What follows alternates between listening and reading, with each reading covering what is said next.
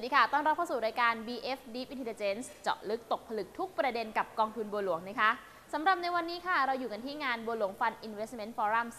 2018 นะคะซึ่งวันนี้ค่ะในงานเขามีการจัดเรื่องราวของกิจกรรมความรู้อัปเดตให้กับนักลงทุนแล้วก็ลูกค้าของทางกองทุนบัวหลวงอย่างมากมายเลยค่ะและวันนี้นะคะในรายการค่ะเราจะพาไปดูกันถึงเรื่องราวของเทคโนโลยีนะคะซึ่งถือว่าเป็นธีมหลักแล้วก็ธีมที่สำคัญมากในเรื่องของการลงทุนเพราะว่าคำว่าเทคโนโลยีคำว่า AI คำว่าโรบอทกำลังเข้ามาทำให้ทุกๆวงการอุตสาหกรรมนั้นเกิดการเปลี่ยนแปลงไม่ว่าเฉพาะเรื่องของตัว Finance เองนะคะที่เราเห็นได้ชัดอย่างในประเทศจีนค่ะอย่างตัว e-payment นะคะอาลีบาบา Tencent ก็เติบโตและคำถามต่อจากนี้ก็คือพวกเขาเหล่านี้จะยังเติบโตได้อย่างต่อเนื่องหรือเปล่ารวมไปถึงเรื่องราวของเรื่องเทคโนโลยีทั้งเรื่องของสุขภาพด้วยนะคะจะเป็นอย่างไรกันบ้างเดี๋ยวติดตามกันได้ทั้งหมดนี้ในรายการค่ะ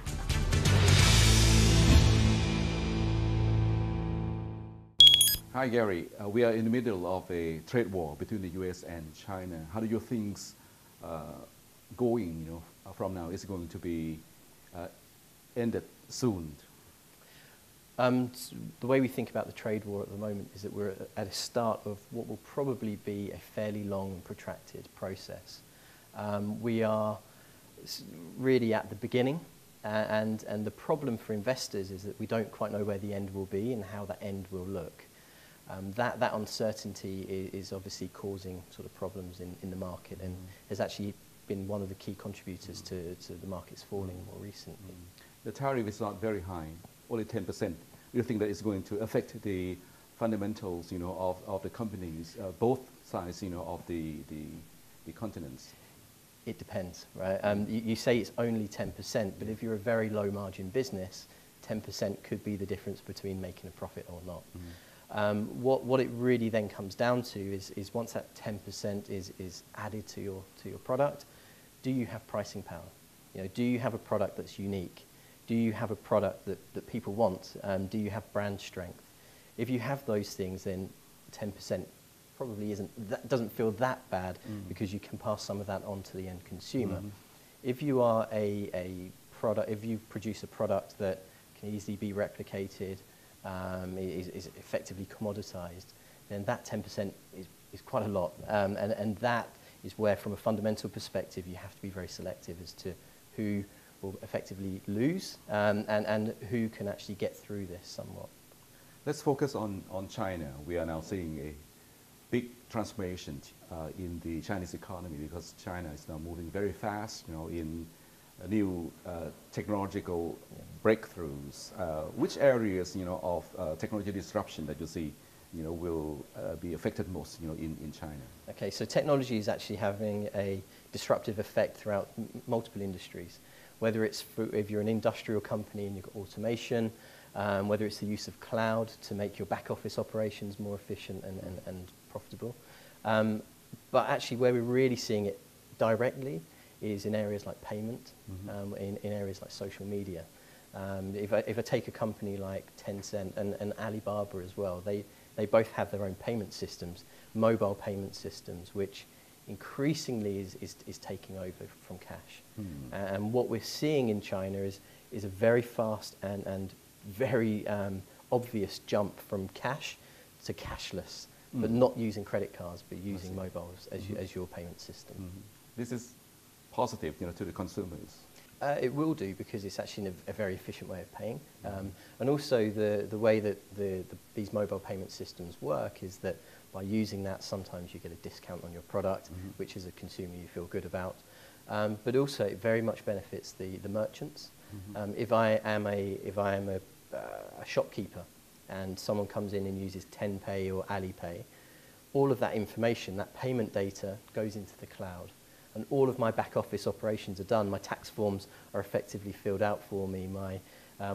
inventory check is done as well, so I don't have to worry so much about inventory. And that really makes my business much more efficient. Do you think that it will have a spillover effect, into other countries as well? Yeah, definitely. So China is well ahead within the world, actually, in terms of payments and mobile payments. We've seen a skip, as I mentioned, from cash to mobile payment in China faster than anywhere else. We are now starting to see the spillover impact elsewhere around the world. So take Thailand, for example. When I was here today, you see Alipay stickers everywhere. So the Chinese, as they're traveling, because they're traveling in their millions, and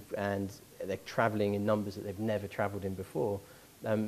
suddenly they're bringing these things like Alipay with them. We are also seeing other companies sort of try and copy the model somewhat, and so you can definitely see that China is leading the way, and others are potentially looking to follow. We are seeing big companies like Alibaba or Tencent taking over other businesses. They are in the integration processes. Like Tencent, they have the also music industry. They have the they are the largest internet companies, in China. They have also WeChat Pay. Do you think that companies like Tencent or Alibaba, will become so big that it dominates, most of the industries? They're already quite dominant in China. They're everywhere that you go. So no matter what business you operate, you probably somewhere down the line have some sort of dealings with either of them, whether it's using their cloud, whether it's actually using the payment system, or whether it's actually you sell your products via their platforms. They are extremely dominant. It's fair to say, though, that there are some elements of competition coming in. I mean, it's such a big industry anyway, and you could argue there is room for more players. And so you have the likes of JD.com, for example, sort of chipping away at Alibaba's market share in electronics. So it does invite competition too. And so that is something that you also need to be aware of. So what do you think that companies like Alibaba or Tencent going to take away business from the bank? So if you look at Chinese banks as they stand, they're predominantly state-owned enterprises, and most of their loan books will be to other state-owned enterprises. So the banks don't really typically deal with the end consumer. Ali and Tencent are, when it comes to e-payments and also making sort of small loans to that consumer via this system, they're really going into a marketplace that the banks haven't really touched upon. The question mark that will come further down the line is that if they become so dominant and if they start to take money away from the deposits that go into the banks, will there be some more regulation? Will the banks start to flex their muscles and say to the government, guys, what's going on here? I mean, these are questions that you always have to keep in the back of your mind, and risks that you need to really account for when you're investing in this space. Yeah. With the pervasive technology, many people are starting to ask the question of privacy. They're concerned that their personal data, will be exploited, by some of the companies who might, like what Facebook, has been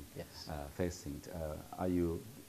concerned that this will become a trend that will have to be addressed? Data privacy is something that we do look at, and we do think about within all of the technology companies in the internet space that we look at across the region. One thing, though, when we look at China is, and we think about culturally how people in China sort of act and behave, they're not so worried about data privacy as people in the US are. There's the common perception that, well, if I'm not doing anything wrong, what does it matter? And the government and the companies have my data anyway. So those two things combined means that they're actually quite open and willing to give their data away and have companies have their data, so long as it provides them with a better service. And so when we talk to our colleagues in China, the general feeling is, if it gives me a better service, then I'm happy for them to have it. So in essence, we have to trust the companies that provide the service. Now that is a big issue. So the data protection is different from the data privacy, and so you do need to be seeing the companies spending a lot on data protection. So what's the challenge of the regulators in this front? In terms of, data protection and ensuring that companies have the correct processes in place is a key, is one of the key challenges. From a regulatory perspective as well, again, these companies have so much data and so much information that potentially down the line there could be more regulation in terms of how that is used. At the moment, there is not a great deal of regulation around that, which is great for the internet companies, because they can use all of this data to try and generate new business models and new ways of monetizing that data. which maybe you can't get and do anywhere else in the world. Going forward next year, what big technology trends that we should be focusing on? I think the ongoing sort of growth of payments is definitely something that we will keep sort of looking at. Also content and the quality of content and the amount of content that people are putting online is something that we are quite interested in looking at. And also with that is potentially moves to more subscription-based model business models. So if you think in the West, sort of the Netflix type of model, that doesn't really exist to the same extent in Asia and particularly in China. And so could you start to see that sort of business model sort of creep its way into the marketplace? Thank you very much. Thank you.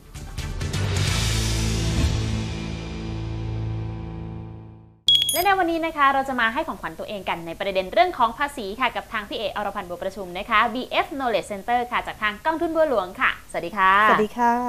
พี่เอคะเราพูดคุยกันถึงเรื่องภาษีกันมาตอนนี้ก็เข้าสู่ช่วงสิ้นปีแล้วด้วยดังนั้นมาสรุปให้เห็นภาพหน่อยได้ไหมคะว่าสุดท้ายแล้วเนี่ยเรื่องของภาษีปี61เกี่ยวกับตัวเรามีอะไรบ้างคะง่ายๆเลยลดหย่อนตัวเองค่ะคุณกระแตให้ภาษีให้รางวัลกับตัวเองที่ 60,000 บาทมีคู่หรือยังค่ะโอเคถ้าไม่มีคู่ก็อดแต่ถ้ามีคู่ต้องจดทะเบียนสมรสด้วยและคู่ของเราต้องไม่มีเงินได้อันนี้ก็คือลดหย่อนคู่สมรสได้อีก 60,000 ค่ะถ้ามีคู่ก็ต่อด้วยเรื่องลูกวันปีนี้ต้องบอกว่าลูกนี่ได้สิทธิ์เยอะนะจริงด้วยพี่เอ๋ใช่แต่ว่าไม่มีไงอดนั่นไงสำหรับคนที่มีก็ได้ถ้าคนที่มีสำหรับคนที่มีลูกปีนี้ใช่ไหมคะค่าคลอดนะคะตรงนี้จะมีให้ 60,000 บาทถูกต้องถ้าเกิดว่าเพิ่งท้องปีนี้จะไปคลอดปีหน้าทำไงล่ะก็ตามที่จ่ายจริงแต่ว่าไม่เกิน 60,000 ปีนี้ใช้ไป 30,000 ปีหน้าก็ได้อีก 30,000 ถูกไหมคะอันนี้ก็คือเป็นในเรื่องของค่าคลอดแล้วก็ค่าลดหย่อนบุตรใช่ลดหย่อนบุตรถ้าเป็นบุตรคนแรกได้เหมือนเดิมนะคะ 30,000 เท่านั้นถูกต้องแต่ถ้าเกิดว่ามีบุตรคนที่2ตั้งแต่ปีนี้ปี61เป็นต้นไปก็คือได้เพิ่มเป็น 60,000 ว้าวเห็นไหมเพราะฉะนั้นต้องมีบุตรมากขึ้นคนเดียวไม่พองั้นถ้าเกิดปีนี้เนี่ยถ้าเกิดคนที่มีบุตรต้นปีเป็น1คนแล้วก็ท้องแล้วก็คลอดภายในปีนี้อีกคนนึงเป็นคนที่2ก็ได้ค่ะก็ได้อีกด้วยใช่ค่ะเป็น 60,000 อ๋อค่ะแล้วถ้าเกิดเป็นฝั่งของคุณพ่อคุณแม่ล่ะคะพี่เอ๋ก็ลดหย่อนคุณพ่อคุณแม่เราได้ด้วยแต่ว่าคุณพ่อคุณแม่ต้องมีเงินได้ทั้งปีไม่เกิน 30,000 บาทก็ลดหย่อนได้ท่านละ 30,000 แต่ถ้าเราสมรสใช่ไหมคะคุณพ่อคุณแม่ของเราด้วยแล้วก็คุณพ่อคุณแม่คู่สมรสก็ได้โดยเฉพาะถ้าคู่สมรสเราไม่มีเงินได้นะคะเราเป็นผู้ดูแลก็ได้ทั้งหมดเลยโอ้ให้เยอะเหมือนกันนะคะใช่ค่ะแล้วถ้าเกิดในส่วนของคนที่อาจจะเกิดปัญหาเป็นทุพพลภาพไปสำหรับปีนี้นะคะอันนี้เนี่ยถ้าเกิดว่าเป็นคนพิการจะต้องมีบัตรค่ะเราจะต้องเป็นคนเขาเรียกว่าดูแลมีชื่อเราอยู่หลังบัตรคนพิการแต่ถ้าเกิดว่าเป็นผู้ทุพพลภาพนะคะจะต้องบอกว่าต้องมีระยะเวลาตรงนี้ไม่น้อยกว่า180 วันคุณหมอเองมีใบรับรองแพทย์ว่าเป็นบุคคลที่ทุพพลภาพอันนี้ค่ะถึงจะสามารถใช้สิทธิ์ได้ก็ลดหย่อนได้ 60,000 บาทเช่นกันค่ะแต่พอปลายปีแบบนี้นั่นแหละค่ะพี่เอ๋มันจะมีเรื่องของการลงทุนเข้ามาเกี่ยวข้องเป็นค่าลดหย่อนที่รัฐบาลเข้าใจดีให้ด้วยปีนี้อัปเดตให้หน่อยได้ไหมคะมีหลายข่าวออกมาเหลือเกินสำหรับปีนี้เนี่ยค่ะปีนี้ถ้าเกิดว่าอัปเดตออกมาเนี่ยอาจจะต้องเป็นปีหน้าคือ62แล้วแต่ว่าปีนี้สิทธิ์ยังเหมือนเดิมในเรื่องของ IMFก็ได้เหมือนเดิม 15% นะคะสูงสุดไม่เกิน 500,000 แต่ทีนี้เนี่ยรวมทั้งในส่วนของประกันชีวิตแบบบำนาญในเรื่องของกองทุนสำรองเลี้ยงชีพในส่วนข้าราชการก็รวมกับกบข.ใช่แล้วก็กองทุนสงเคราะห์ครูเอกชนด้วยไม่เกิน 500,000 บาทส่วน LTF นี่แหละปีนี้ยังเหมือนเดิมยังเหมือนเดิมนะยังซื้อได้อยู่ 15% ไม่เกิน 500,000 แต่ว่าซื้อแล้วถือไป7 ปีปฏิทินนะคะปีหน้าก็ยังซื้อได้ตามเกณฑ์นี้อยู่งั้นแสดงว่าในแง่ของการลงทุน LTF กับ IMF เนี่ยถ้าเกิดพูดถึงนะปีนี้สำหรับใครที่จะซื้อจนถึงปีหน้าก็ยังคงกฎเกณฑ์คล้ายๆของเดิมอยู่ถูกไหมคะเพียงแต่ว่าเราก็ต้องพยายามบริหารวางแผนแล้วเนาะว่าจะจัดการยังไงต่อไปถ้าเกิดรัฐบาลเขาไม่ได้ต่อเรื่องของตัว LTF มาให้นั่นเองแล้วอย่างนี้ถ้าเกิดเราจะมาดูแลสุขภาพตัวเองด้วยล่ะคะไหนๆก็ดูเรื่องดูแลสุขภาพการเงินไปแล้วสุขภาพกายของเราซื้อประกันต่างๆนี้ได้ยังไงบ้างคะพี่ได้ค่ะประกันชีวิตไม่ว่าจะเป็นรูปแบบไหน 100,000 บาทแรกได้แน่ๆนะคะแล้วก็ในส่วนของประกันสุขภาพบอกว่าได้ 15,000 บาทแต่ไปรวมกับก้อนแรกเมื่อสักครู่นี้ยังไงก็คือไม่เกิน 100,000 โอ้ค่ะยังไงก็ยังต้องตามเกณฑ์อยู่นะคะถูกต้องแล้วก็มีประกันชีวิตแบบบำนาญที่เมื่อสักครู่บอกว่าไม่เกิน 15% นะคะแต่ว่าจะต้องไม่เกิน 200,000 ค่ะเมื่อไปรวมกับในตัวกองทุนรวมเพื่อการเลี้ยงชีพ IMF กองทุนโอ้เมื่อกี้นี่ทั้งก้อนเลยค่ะเบ็ดเสร็จแล้วไม่เกิน 500,000 บาท อันนี้ก็ เสร็จ ควบ เรี คุ ยบ มไว้ ร้อยแล้วก็อย่าลืมจริงๆแล้วเราทำในเรื่องของประกันสุขภาพให้คุณพ่อคุณแม่ก็ลดได้เหมือนกันอีก 15,000 จริงๆอันนี้ของตัวเองที่ทำเรื่องของประกันสุขภาพมันก็แอดมาตั้งแต่เมื่อปีที่แล้วด้วยใช่ไหมคะ ใช่ค่ะ แล้วถ้าเกิดคนที่ใจบุญ รถบุญปีนี้มี จ้าร ถยนต์แบบปกติแล้วก็มีรถยนต์แบบ2 เท่าด้วย ค่ะ รถยนต์แบบปกติก็คืออย่างเราไปทำบุญที่วัดนะคะปล่อยโคกระบืออะไรต่างๆอันนี้ก็คือได้ไปเรียกว่าอนุโมทนาอันนี้ก็สามารถมาลดหย่อนได้1 เท่าแต่ถ้าเกิดอยากลดหย่อนได้2 เท่าก็จะมีที่ไปบริจาคที่โรงเรียนหรือว่าโรงพยาบาลนะคะอันนี้จะต้องมีชื่อนะคะทางกรมสรรพากรเนี่ยมีกำหนดเอาไว้นะคะบริจาค10,000คุณกระแตก็ลดได้20,000แบบนั้นเลยแต่ว่าอีกส่วนหนึ่งที่แต่ว่าพนักงานเงินเดือนเองอาจจะลืมไปที่เราจ่ายกันทุกๆเดือนโอ้ประกันสังคม ใช่ไหมคะ เอ๋ว่าอาจจะไม่ลืมนะคะเพราะว่าโดนหักทุกเดือนค่ะแล้วต้องบอกว่าตรงนี้เนี่ยทั้งปีนะคะของปีนี้ก็คือยังได้สูงสุดอยู่ที่ก็คือ9,000 บาทถูกต้อง 9,000 บาทตามที่เราจ่ายจริงเท่านั้นนะคะแล้วในส่วนของตัวกองทุนสำรองเลี้ยงชีพล่ะคะอันนี้บางคนเนี่ยก็จะมองว่าแบบเดี๋ยวบริษัทนั้นมีบริษัทนั้นไม่มีจริงๆมันก็มีข้อดีของเขาอยู่ด้วยใช่ไหมคะใช่ค่ะต้องบอกว่ากองทุนสำรองเลี้ยงชีพนะคะเป็นกองทุนที่ต้องบอกว่านายจ้างใจดีถึงมีกองทุนตรงนี้ให้นะคะเพราะว่านอกจากว่าเราเองเป็นคนที่สะสมเงินเข้าไปในกองทุนแล้วนายจ้างก็ต้องสมทบเข้ามา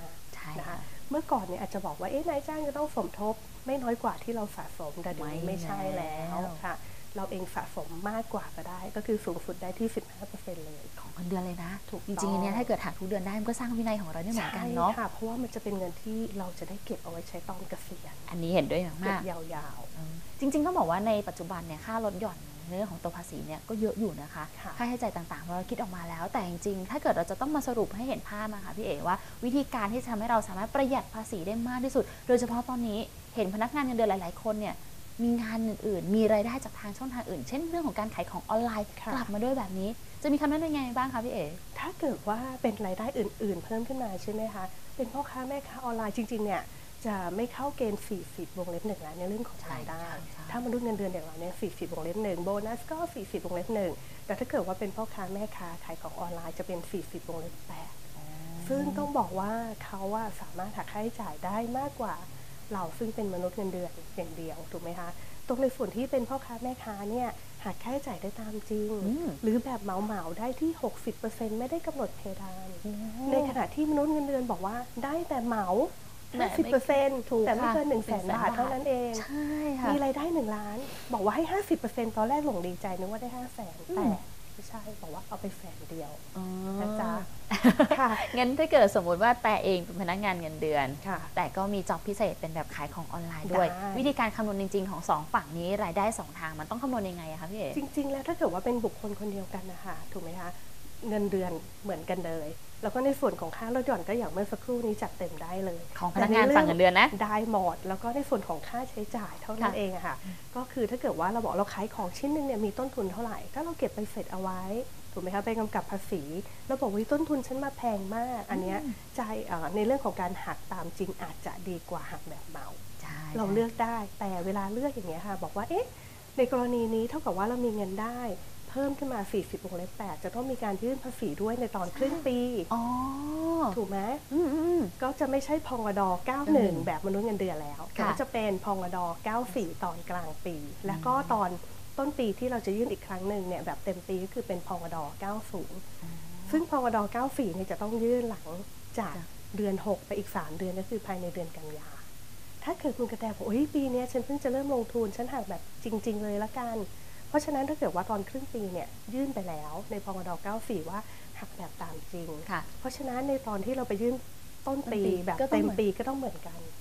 คือในปีเดียวกันปีปฏิทินของภาษีเนี่ยต้องทำแบบเดียวกันต้องเหมือนกันแต่ถ้าบอกปีหน้าฉันไม่ค่อยได้เก็บแล้วใบเสร็จแบบมาบ้างหายบ้างอะไรบ้างถ้าเป็นแบบเหมาก็ต้องเหมาไปทั้ง2 ช่วงก็คือแบบเต็มปีเหมือนกันแต่ว่าไง